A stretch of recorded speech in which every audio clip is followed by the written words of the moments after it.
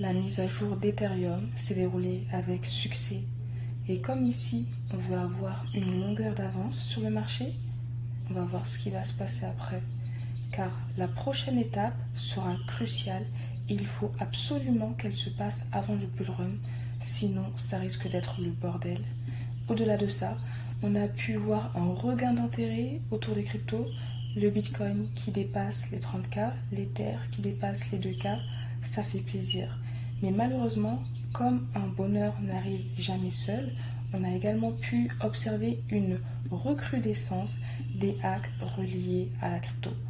On va revenir sur tout ça. Je vais également te parler d'une blockchain sur laquelle je suis bullish qui est extrêmement déter. Tu vois qu'on a beaucoup de choses à traiter. Mais avant ça, on va tirer au sort ensemble les deux grands gagnants du NFT de la collection 1000 Merci que j'ai créé pour remercier toutes les personnes qui donnent de la force en partageant des commentaires sous les vidéos. Force à vous, force à nous. Le prochain bull run, c'est pour nous. Donc on le fait ensemble, comme ça c'est fait. Premier grand gagnant, félicitations à toi. Oh, en plus c'était un commentaire en russe. Moi pour Zaravlenia, deuxième grand gagnant, félicitations à toi. Je crois que tu es en train d'en accumuler. Je vais t'envoyer directement le NFT parce que j'ai déjà ton adresse. En tout cas, tu connais, hein. Si tu connais pas, maintenant, le vendredi, tout est permis. On revient ensemble sur l'actualité la plus croustillante autour des crypto-monnaies. Si ce sont des sujets qui éveillent ta curiosité et ou te passionnent de manière incommensurable, tu sais ce qu'il te reste à faire.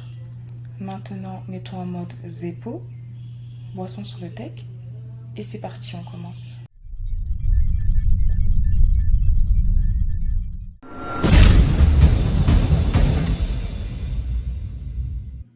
Quand je te dis qu'il faut être calibré, c'est sérieux. Là, on évolue dans un univers extrêmement risqué et les hacks sévissent. Le savoir est une arme. Je vais te partager une sélection d'outils pour se protéger, mais avant ça, on va revenir sur plusieurs hacks qui se sont déroulés cette semaine. Le premier concerne la plateforme DeFi SushiSwap, qui a été victime d'un hack de 3,3 millions de dollars. Le petit chenapan a exploité une faille dans le smart contract. Donc sur Twitter, la communauté s'est insurgée suite à cette nouvelle en qualifiant ce hack de bizarre. Il y aurait des zones d'ombre reliées à cette histoire. En tout cas, la bonne nouvelle, c'est qu'actuellement, la team de SushiSwap est en train d'essayer de voir comment elle pourra rembourser les victimes de ce hack. Le hack suivant concerne une autre grosse plateforme de finance décentralisée. Il s'agit de Yearn Finance qui a été victime d'un hack de 11 millions de dollars. Au début, on pensait que le hack était relié à AVE, mais en fait, il concernait Yearn Finance. Attends, je te partage l'autre article pour que tu puisses mieux te visualiser la situation. Donc, dans ce cas, le petit chenapan a pu minter 1 quadrillion d'YUSDT. Après, il a transféré 1000 Ethers, soit 2 millions, à travers le Tornado Cash. Actuellement, le ref doit être comme ça chez lui, mais c'est sûr qu'il y a les autorités qui sont sur ses côtes pour le retrouver. Donc ça nous montre encore une fois que la DeFi est un écosystème extrêmement risqué. Mais ce n'est pas le seul. La CeFi présente des risques aussi, et le troisième hack concerne justement une plateforme centralisée. Il s'agit de BitTrue qui a été victime d'un hack de 23 millions de dollars. Pour un peu nuancer, je dirais que la bonne nouvelle, c'est que cette somme concerne moins de 5% de leurs réserves. Mais qu'on évolue sur des SEX ou des DEX, sur la DeFi ou sur la CeFi, on évolue dans un environnement risqué et je tiens à le souligner. Là, on va avoir un hack un peu différent, relié à MetaMask, mais indirectement, parce que c'est un peu plus relié à un service que MetaMask utilise pour gérer son service client. MetaMask a un service client où si tu as un problème relié à ton portefeuille, tu peux les contacter et tu dois également leur partager ton adresse mail. Malheureusement, le service a été victime d'une cyberattaque et un petit chenapan a pu voler les données personnelles des clients qui étaient présents dans ce service. Et MetaMask nous fait comprendre qu'il y avait à peu près 7000 utilisateurs qui avaient partagé leur adresse mail. Donc ces 7000 utilisateurs potentiellement cible d'attaque de phishing. C'est-à-dire que le petit chenapan, en possession de ces adresses mail, pourrait leur envoyer un email frauduleux en se faisant passer pour le service client MetaMask et en leur demandant de connecter leur portefeuille au site qui serait dans le mail. Mais en connectant leur portefeuille, la seule chose qui leur arriverait sera de se faire siphonner leur portefeuille, c'est-à-dire de perdre l'intégralité de leur fonds. D'ailleurs, ce risque était présent depuis 2021. Et tu vois, c'est aussi pour ça que, tant que faire se peut, je préfère ne pas relier mon adresse mail à mon portefeuille crypto. Parce qu'on voit que les hackers utilisent des méthodes Web 2 pour hacker nos portefeuilles Web 3. Et même quand je participe au airdrop, je le fais avec un portefeuille dédié différent de mon portefeuille principal et avec également une adresse mail dédiée différente de mon adresse principale. On continue avec une autre tentative de hack cette fois-ci, qui concerne une autre méthode. On a pu voir que le compte ZK-Sync, le compte Twitter officiel ZK-Sync, s'est fait compromettre. C'est-à-dire qu'il y a eu un petit chenapan qui a pu avoir les contrôles de ce compte. Pourquoi c'est très dangereux? Parce qu'en étant au contrôle de ce compte, il pourrait partager un post avec un lien frauduleux en disant « Les frérots, le airdrop ZK-Sync est disponible, connectez votre wallet pour le récupérer ». Et en le faisant, les personnes se feraient encore une fois siphonner leur portefeuille. Malheureusement, ce sont des choses qui arrivent. Et le danger supplémentaire, c'est que généralement, on a tendance à passer par des comptes fiables pour se rendre sur le site d'un projet en question ou une application. Mais si ce compte se fait compromettre, le risque de se faire hacker est d'autant plus haut parce qu'on n'aura pas forcément la même vigilance sur les liens qu'on accédera à travers un compte officiel. Et j'ai envie de te parler de la Visimony parce que dans un dernier épisode, on avait parlé d'un projet qui a levé 3 millions de dollars et ce projet a créé un plugin qui te permet d'avoir un message pour te dire de manière très simple ce que tu t'apprêtes à accepter en confirmant une transaction. Donc concrètement, avant de valider une transaction, le plugin va te dire tu t'apprêtes à envoyer ta NFT à telle adresse. Et si ce n'était pas ce que tu voulais faire, tu pourras savoir que quelqu'un est en train de te la faire à l'envers et faire marche arrière. Dans tous les cas, tu retrouveras le projet dans l'épisode de la Visimony et tu pourras également le retrouver dans cet article disponible gratuitement où je te partage une sélection d'outils pour déjà trouver des crypto-pépites x100, mais également pour te protéger contre les hacks, car encore une fois, le savoir est une arme et c'est vrai qu'on parle de braquage crypto, mais il faut aussi être très très bien calibré. En plus, les mises à jour sont régulières, tu peux y accéder gratuitement, le lien sera en description. On passe à la suite, on passe à la grosse nouvelle de la semaine. Ethereum a réalisé avec succès sa mise à jour. Chapella, qui est la réunion de deux mises à jour, Shanghai et Capella. Et suite à cette mise à jour, on a vu que le prix de l'Ether a explosé, même si un peu avant il était sur une tendance haussière. Et le prix de l'Ether a dépassé les 2000 dollars pour la première fois depuis août. Alors, la caractéristique principale de cette mise à jour est qu'elle va permettre aux validateurs de pouvoir retirer leurs Ethers qui étaient jusqu'à ce jour bloqués.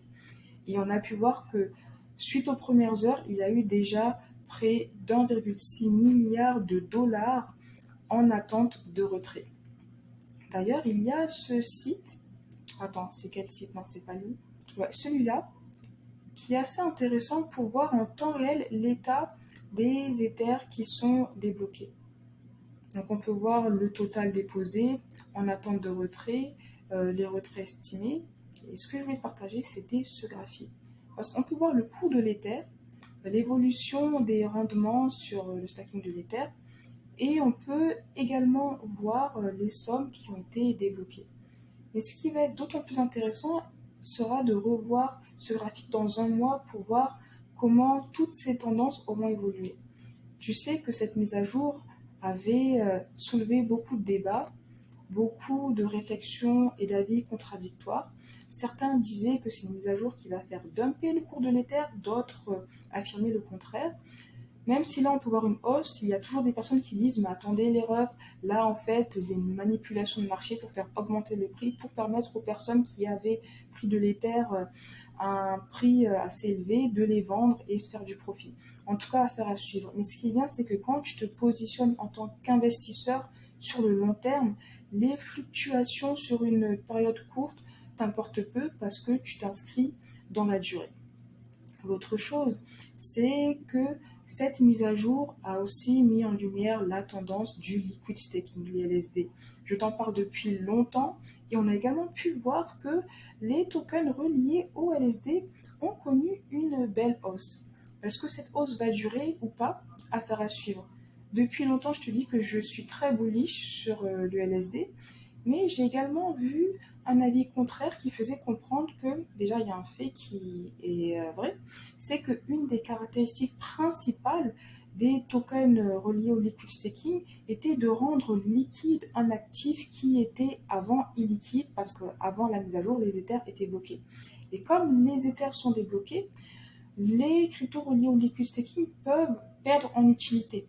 C'était un avis qui faisait comprendre que cette tendance pourrait potentiellement être bearish à l'avenir. Après, je ne suis pas forcément de cet avis dans le sens où je pense que ces plateformes pourront se renouveler et même ont aussi d'autres utilités au-delà de ça. Parce que quand tu déposes ton Ether et que tu peux recevoir en contrepartie une représentation de cet Ether, tu peux utiliser cette représentation de cet Ether sur la blockchain pour générer d'autres rendements. En tout cas, affaire à suivre, partage-moi ton retour. Mais l'autre question qui nous intéresse, c'est quoi la suite? Qu'est-ce qui va se passer? On va directement demander au ref Vitalik. Et là, on apprend qu'après la mise à jour Shapila, le prochain focus sera la scalabilité, la mise à l'échelle de l'Ether pour qu'elle puisse accueillir un nombre élevé d'utilisateurs sans forcément qu'on se fasse allumer en termes de frais de transaction.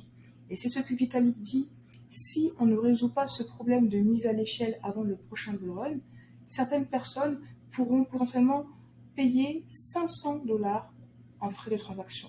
C'est exorbitant. Et cette mise à jour devrait voir le jour début 2024. On espère que les refs seront prêts avant le prochain bull run.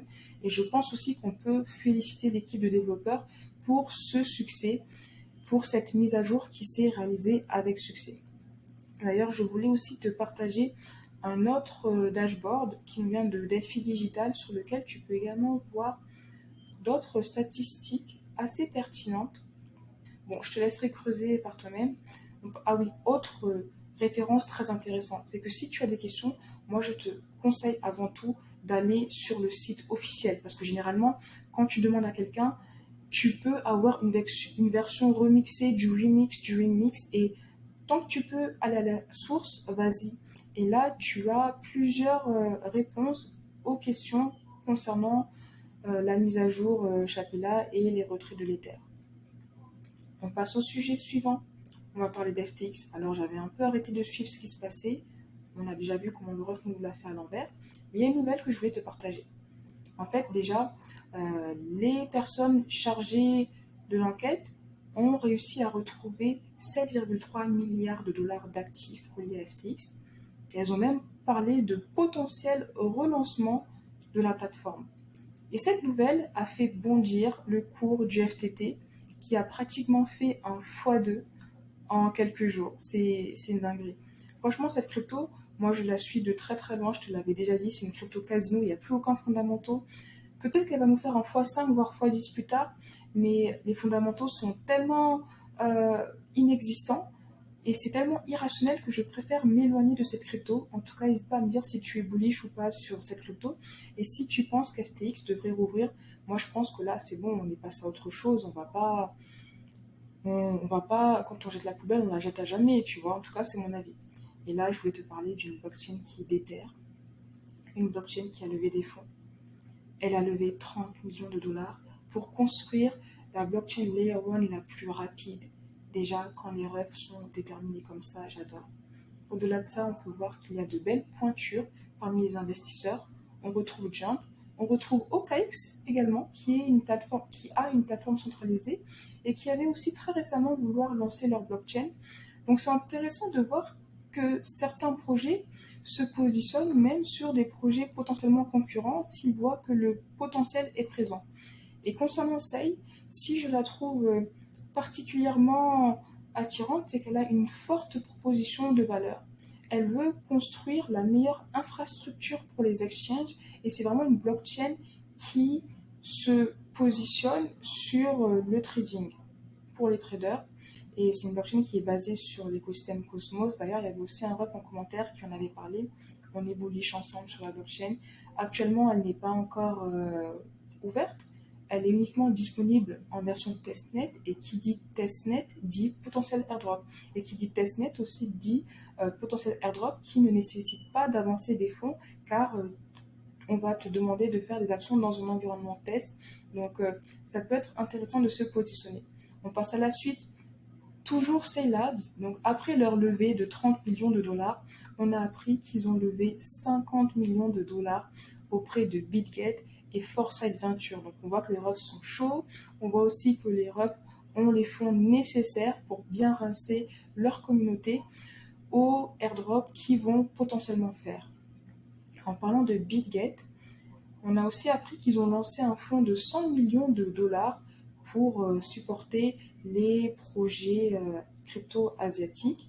Et je voulais aussi te reparler d'un projet qu'on avait évoqué dans un des épisodes de la VC Money. Tu sais que dans la VC Money, on passe en revue plusieurs projets qui ont levé des fonds pour voir si ces projets nous intéressent ou pas. Et je te dis que même si le projet ne m'intéresse pas, je vais le suivre car un projet qui ne m'intéresse pas à un temps T peut m'intéresser à un temps T plus 1 et inversement.